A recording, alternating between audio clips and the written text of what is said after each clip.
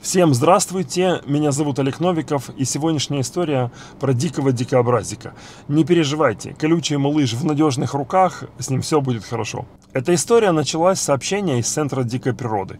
В волонтерскую группу пришло сообщение о том, что за городом люди увидели больного дикобраза. Я получаю сообщение в группе и параллельно получаю сообщение от руководителя этого центра с вопросом: «Олег, ты далеко от дома?» Он знает, в каком городе я живу, и это место было совсем недалеко от моего дома. Я знаю эти места очень хорошо, потому что мы с волчонком Нордом исходили все дикие и не дикие места в нашей округе. Я попросил точное место и телефон человека, который увидел дикобраза. Он прислал номер телефона и написал: «Поговори с человеком, и ты узнаешь все подробности.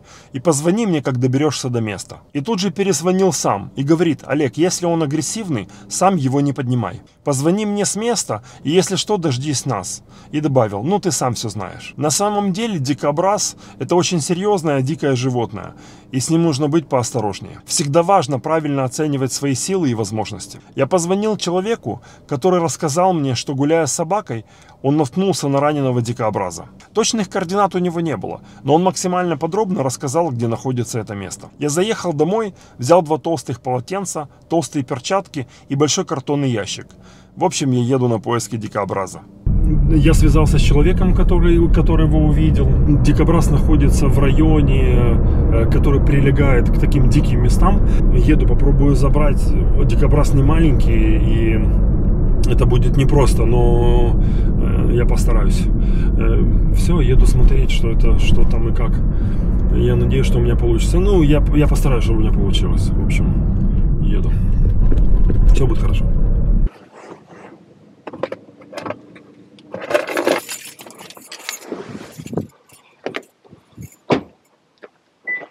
Я приехал на указанное место, оставил машину на обочине и пошел искать дикообразика. Что это за место? За домами идет дорога, за ней начинается небольшой смешанный лес, который потом переходит в поля. Такие полудикие места. Я шел и смотрел по сторонам. По телефону человек сказал мне, что я обязательно его услышу. Он совсем недалеко от дороги. Он пытался передвигаться, и он громко трещит своими иголками. Его невозможно не заметить. А где его сейчас искать? Я шел по тропинке, смотрел по сторонам, но я ничего не видел и ничего не слышал. Я не слышал треска. Я прошел довольно-таки далеко, но все было тихо. В общем, я звоню этому человеку еще раз. Мне нужно знать подробности, ну или хотя бы знать, с какой он стороны от основной дороги. Может, я вообще не там, где нужно. Я позвонил человеку еще раз, я был на той дороге, которая мне нужна. Только я ушел намного дальше, чем то место, где был дикобраз. Человек сказал, что дикобраз был с левой стороны дороги, как заходишь, и метров 100 от входа в лес. Я возвращаюсь обратно к тому месту, с которого начал свои поиски. Туда. Бай-бай. Я его слышу, мне кажется.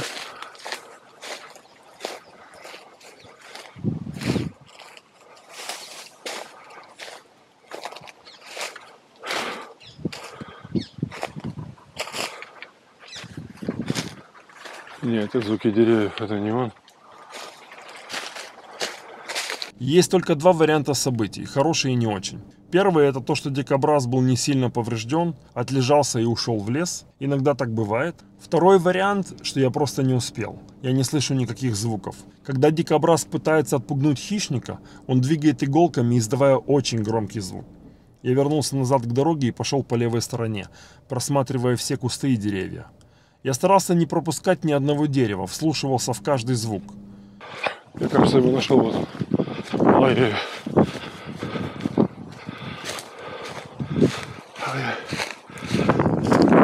Привет, малыш. Ты мой мальчик. Сейчас я принесу. Сейчас. Я его нашел. Я его нашел. Дикобраз-подросток лежал на боку практически без сил. Когда я подошел, он сделал небольшое движение. Это все, на что он был способен. Я запомнил это место и бегом назад к машине, за полотенцем и перчатками.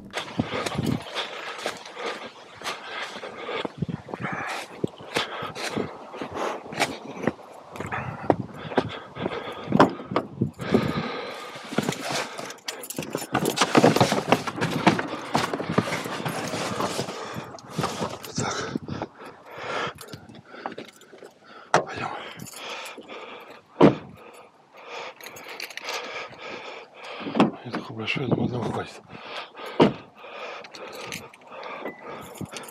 Подъехать на машине к нему я не мог. Может, конечно, можно было подъехать с другой стороны, но это долго, и я не уверен, что моя машина проедет по этим пескам. Ничего страшного, я донесу его на руках. Дикобразик прошел немалое расстояние, сил у него немного, так что думаю, что он не будет сильно вырываться. Взял перчатки, полотенце. Сейчас попробую поднять его аккуратненько и принести. Все будет хорошо. Вот. Не бойся, не бойся. Не бойся, солнышко. Не бойся.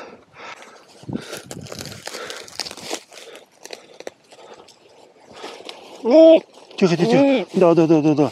Да, солнце, я знаю. Я знаю, больно. Я знаю, малыш. Я знаю. Я знаю, мальчик. Я знаю, малыш. Потерпи.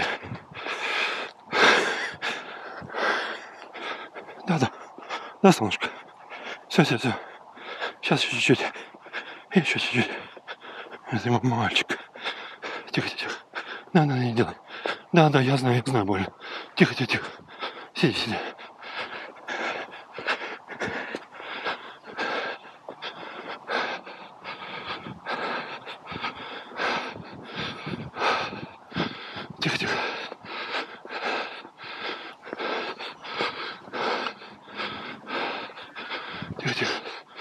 Держись. Все будет хорошо.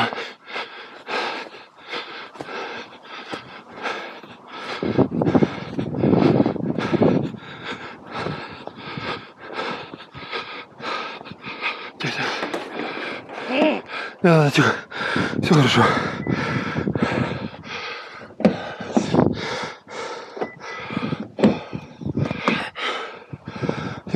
Еще разок. Да, мальчик. Фу. Мне удалось донести его до машины. Я положил его в картонный ящик, прикрыв полотенцем. Я сделал несколько фото дикобраза и переслал в центр.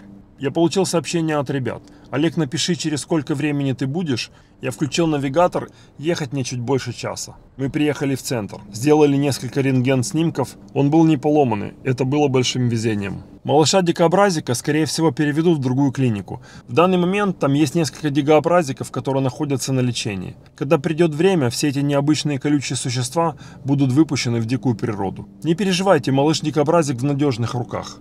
Прежде чем закончить эту историю, я хотел бы поговорить вот о чем. Я не могу знать на 100%, но судя по тому, что на хвосте у него было немного иголок и не было следов укусов, скорее всего, его по хвосту задела машина. Выходят дикобразы обычно ночью, наверное, перебегал через дорогу и не успел убежать. Потом этот дикобразик всю ночь и полдня полз в лес. Он полз домой. И хорошо, что его случайно увидел человек и позвонил в Центр дикой природы. Когда я приехал на следующий день, у него уже не было сил ни пугать меня, ни сопротивляться. В таких ситуациях время очень важный фактор. Почему водитель, который его зацепил, просто поехал дальше? Почему не попытался помочь или сделать хоть что-то в этой ситуации? Чтобы спасателям найти раненое дикое животное, им нужна информация. Нужно знать, что это за животное, где оно находится и какие у него повреждения. Нужно знать, где точно вы видели животное. Запишите координаты навигатора или сделайте несколько фотографий местности вокруг вас. Нужно фото животного, если оно находится рядом. Фото крупным планом и несколько фотографий видимых повреждений. Вся эта информация очень важна для тех, кто поедет искать и спасать это животное. Не пытайтесь помогать дикому раненому зверю, если у вас нет опыта. Если в вашей стране есть центры дикой природы, свяжитесь с ними и передайте им информацию. Место, какое животное, какие повреждения. Если в вашей стране нет таких центров, проверьте в интернете. Многие люди говорят: нет, у нас такого точно нет. На самом деле вы просто не знаете. В интернете есть огромное количество групп волонтеров по домашним и диким животным. Обязательно найдутся люди в вашем регионе, которые смогут помочь, или хотя бы подсказать, что делать дальше. Обязательно найдется выход, и все будет хорошо. Люди должны понять, что у нас нет другого места для жизни. Если не будет животных, не будет и нас. Просто задумайтесь об этом. Вот так закончилась эта история про маленького колючего дикобразика. Не переживайте, все будет хорошо. Будьте хорошими людьми настолько, насколько это возможно. А на сегодня все. Удачи всем. Берегите себя. Всем пока.